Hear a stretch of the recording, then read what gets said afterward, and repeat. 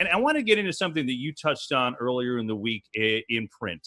With everything going on, and look, you could look at each side you want, the players, owners, whoever you think is right. But the reality is this: with the NBA and NHL seemingly ahead and on pace to come back and maybe more concrete of a plan, baseball's got a PR issue here if they don't find a way to get this done. It's a big problem. Besides, obviously, not just playing. It's 100% true. And it's not just here in our country with all the sports you mentioned, KB. Think about the Premier League, the soccer leagues in Europe, baseball in Japan and Korea.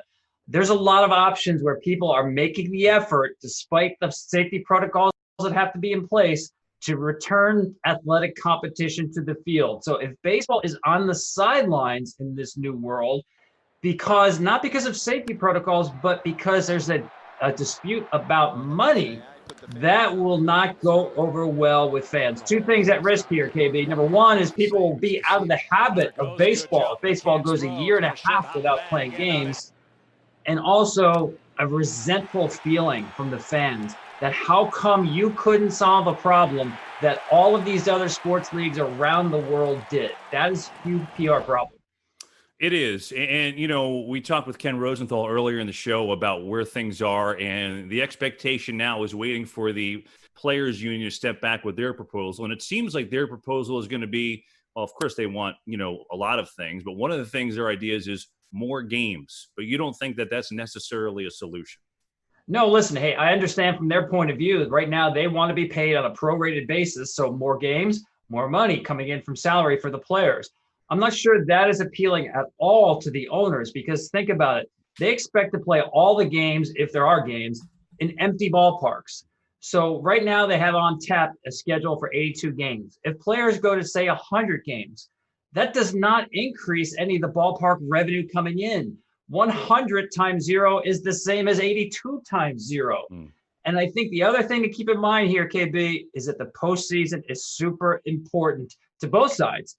59% of all national TV money is tied up in the postseason. And if players want to extend the calendar to increase games and push the World Series to November, owners are worried that then you're up against a possible second wave of the coronavirus when you're into the fall flu season. So they don't see an extension on the calendar as a really good bargaining chip here.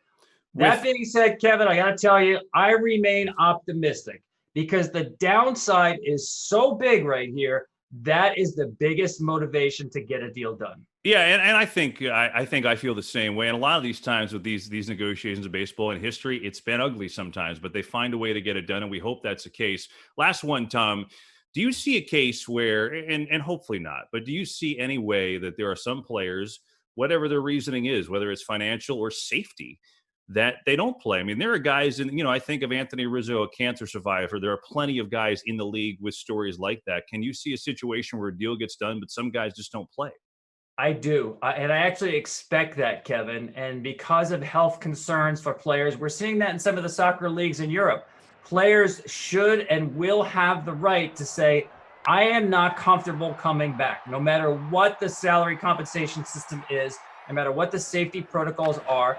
There are some people we have to honor and respect their decision not to go out there and put themselves and their families at risk.